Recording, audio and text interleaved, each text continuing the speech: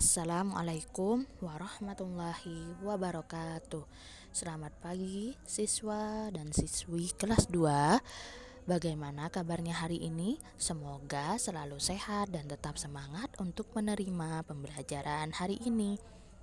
Hari ini kita akan belajar tema 4, subtema 2, pembelajaran 1. Nah, sekarang yang mengikuti daring yaitu di kelompok 2 dari nomor 15 dan seterusnya. Tetap semangat ya anak-anak untuk mendengarkan penjelasan Ustadzah di video kali ini. Nah, hari ini sebelum kita belajar, marilah kita membaca doa terlebih dahulu agar apa yang kita pelajari hari ini bisa bermanfaat bagi diri kita dan orang-orang yang ada di sekitar kita. Berdoa dimulai. Bismillahirrahmanirrahim. Rabbishrah li sadri wa yassir li amri wahlul 'uqdatam min lisani yafqahu qawli. Raditu billahi rabba wa bil islami dina wa bi muhammadin nabiyya wa rasula. Rabbi zidni ilma warzuqni fahma wa amalan sholihah. Selesai. Baik, dalam pembelajaran hari ini kita buka terlebih dahulu yaitu subtema 2, hidup bersih dan sehat di sekolah. Hidup bersih dan sehat tidak hanya di rumah. Kita juga harus hidup bersih dan sehat di sekolah. Kebersihan sekolah menjadi tanggung jawab semua warga sekolah. Dayu dan teman-teman menyadari hal itu. Nah, di sini kita lihat ada gambar Dayu dan teman-teman sedang ngapain ya? Nah, apa yang dilakukan Dayu dan teman-teman? Ya, mereka membersihkan kelas mereka. Apakah kamu setuju dengan kegiatan mereka?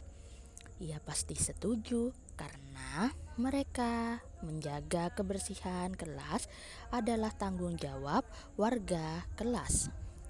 Pernahkah kamu melakukan kegiatan seperti mereka? Pasti kita pernah melakukan kegiatan yang dilakukan oleh Dayu dan teman-temannya. Bagaimana perasaanmu setelah melakukan kegiatan itu? Pasti senang bersama-sama melakukan kegiatan gotong royong atau piket bersama teman-teman semuanya. Baik, kita lanjutkan di sini di pembelajaran 1. Dalam pembelajaran 1 kali ini, yang pertama kita akan membahas tentang yang di sini ada musyawarah, kegiatan musyawarah. 2. Ciri-ciri kelas yang bersih. 3. Gerakan menyapu lantai dalam bentuk tari. 4. Alat musik ritmis. Dan yang terakhir adalah bangun datar. Nah, kita buka pada halaman 52. Dayu dan teman-teman sedang bermusyawarah. Mereka membahas persiapan lomba kebersihan antar kelas. Nah, Ananda, apakah ada yang tahu musyawarah itu seperti apa? Musyawarah adalah memutuskan hasil secara mufakat dan apa yang sudah diputuskan akan ditaati oleh semuanya. Seperti misalnya pemilihan ketua kelas. Nah, di sana kita mengadakan musyawarah terlebih dahulu. Nah, hasil musyawarah itu nantinya kita taati bersama. Nah, sekarang di sini ayo mengamati. Dengarkan temanmu membaca teks percakapan berikut. Lomba kebersihan antar kelas tinggal 2 hari lagi.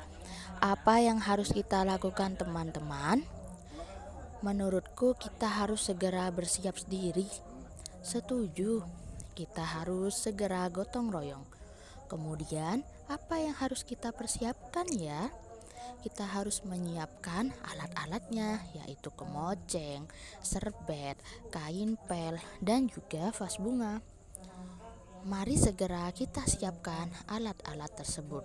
Nah, jadi Dayu dan teman-teman melakukan kegiatan musyawarah dalam rangka kegiatan lomba kebersihan antar kelas. Nah, hasil dari musyawarah yaitu mereka akan melakukan kegiatan gotong royong dan mereka akan menyiapkan peralatannya, yaitu ada kemoceng, serbet, kain pel, dan juga vas bunga. Nah, kita lanjutkan pada halaman selanjutnya 54. Nah, di sini ada teks bacaan kelasku bersih, aku bangga. Nah, di sini silahkan kalian membaca di rumah ya Ananda. Kita lanjut. Nah, di sini ciri-ciri kelas bersih yaitu tidak ada sampah yang berserakan. 2, debu-debu selalu dibersihkan. Ketiga, peralatan kelas juga tersusun rapi. Dan yang keempat, kelas dicat dengan warna yang menarik. Kita lanjutkan di sini pada halaman 57. Coba perhatikan ya anak-anak.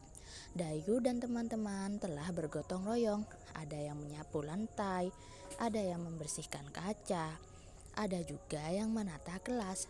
Gerakan menyapu lantai dapat dibuat dalam bentuk tarian. Nah, coba Ananda perhatikan gambar ini. Ini adalah gerakan menyapu lantai. Gerakan menyapu ini bisa kita gunakan dalam gerakan tari. Mulai dari gerakan yang pertama yaitu mulai dari gerakan kepala digeleng ke kanan dan ke kiri. Lalu yang kedua gerakan tangan seperti menyapu. Dan yang ketiga adalah gerakan kakinya melangkah. Nah, di sini ada 3 gerakan ya Ananda. Yang pertama gerakan kepala, tangan, dan juga kaki. Lalu kita lihat di sini alat musik yang digunakan dalam mengiringi gerakan tari seperti gendang, rebana, tamborin, dan juga tifa. Nah, alat musik ini disebut dengan alat musik ritmis. Apakah ada yang tahu alat musik ritmis itu seperti apa? Alat musik ritmis itu adalah musik tanpa melodi. Jadi hanya cukup digunakan tanpa do re mi seperti musik lainnya. Nah, kita lanjutkan. Sudah tahu ya alat musik itu seperti apa? Alat musik ritmis itu apa? Alat musik ritmis adalah musik tanpa dimelodikan. Jadi hanya cukup digunakan tanpa do, re, mi, fa, so, la, si, dan do. Dan kita lanjutkan di sini. Perhatikan kembali gambar gendang dan tifa yang tadi pada halaman 59. Dinding gendang membentuk pola segitiga. Dinding tifa membentuk pola segi 4 dan segitiga. Nah, sekarang kita lihat di sini. Di sini ada bangun datar. Yang termasuk bangun datar ada segitiga, ada segi 4. Ini juga segi 4, segi 5 dan segi 6. Segi 4 juga. Dan yang terakhir lingkaran. Mari kita bahas satu persatu. Yang pertama adalah segitiga. Nah, segitiga di sini ada 2. Segitiga sama sisi, segitiga sama kaki. Segitiga sama sisi, jumlah ruas garis atau sisinya ada 3. Nah, sudah tahu ya sisi itu yang mana? Nah, sisi adalah garisnya. Lalu titik sudut. Titik sudut adalah titik yang ada yang membentuk suatu bangun datar. Nah, di sana ada titik sudutnya. Nah, titik sudutnya ada 3 dan sudutnya ada 3 juga. Dan segitiga sama kaki di sini jumlah ruas garisnya atau sisinya ada 3, titik sudutnya 3, sudutnya juga 3. Lalu kita lihat di sini bangun datar. Di sini ada bangun datar segi 4. Di sini ada belah ketupat dan layang-layang. Jumlah ruas garisnya sama, yaitu 4. Titik sudutnya 4 dan sudutnya ada 4. Dan bangun datar segi 4 ada jajar genjang juga trapesium. Jumlah ruas garisnya juga 4. Titik sudutnya 4 dan sudutnya juga 4. Dan di sini ada persegi dan persegi panjang. Jumlah ruas garis atau sisinya ada 4. Titik sudutnya 4, sudutnya juga 4. Nah, di sini ada bangun datar segi 5. Jumlah ruas garisnya yaitu 5. Titik sudutnya 5, sudutnya 5. Dan di sini bangun datar segi 6. Jumlah ruas garisnya ada 6. Titik sudutnya ada 6 dan sudutnya juga ada 6. Dan yang terakhir, sisi bangun datar yaitu ada bangun datar selanjutnya adalah lingkaran.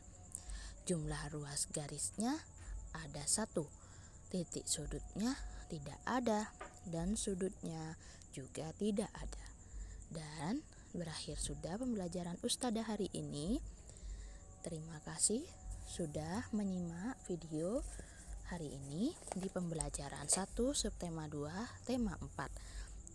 Untuk tugas hari ini yaitu halaman 65, menjawab soal nomor 1 sampai 5.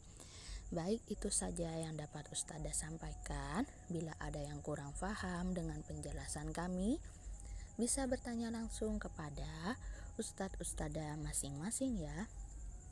Tetap semangat untuk mengerjakan tugas hari ini. Mari kita akhiri dengan membaca doa. Bismillahirrahmanirrahim. Wal as innal insana lafi hus illal ladzina amanu wa amilus solihati wa tawasau bil haqqi wa tawasau bis sabr. Ustadzah akhiri. Wassalamualaikum warahmatullahi wabarakatuh.